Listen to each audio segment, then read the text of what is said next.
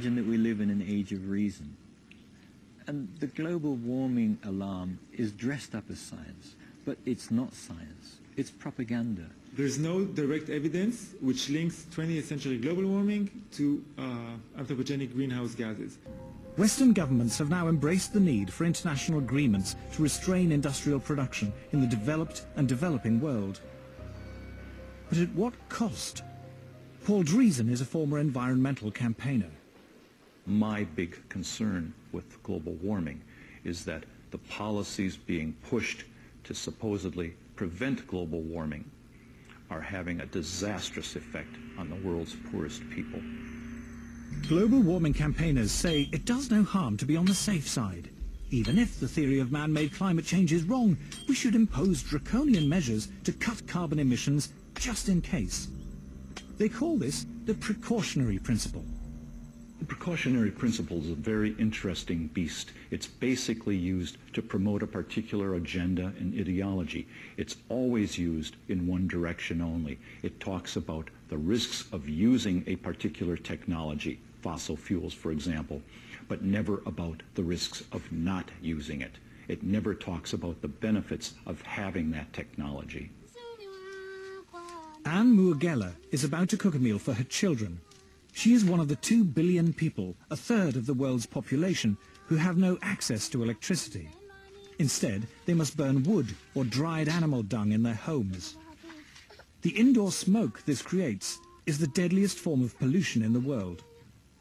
According to the World Health Organization, 4 million children under the age of 5 die each year from respiratory diseases caused by indoor smoke, and many millions of women die early from cancer and lung disease for the same reason.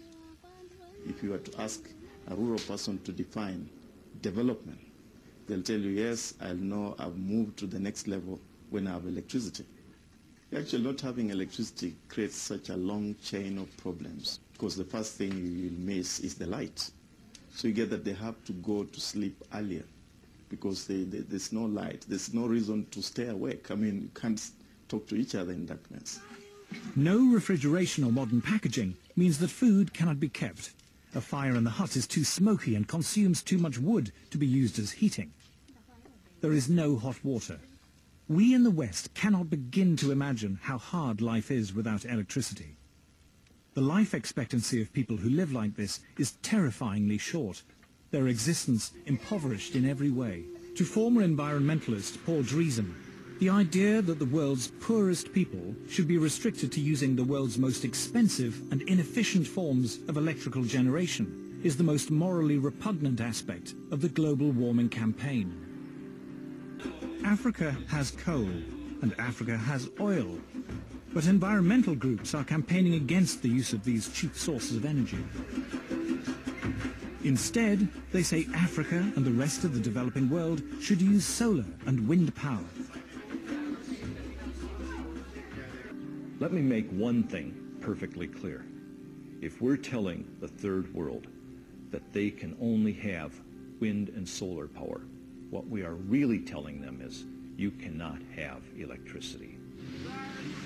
The challenge we have when we meet Western environmentalists who say we must engage in use of solar panels and wind energy is how we can have Africa industrialized.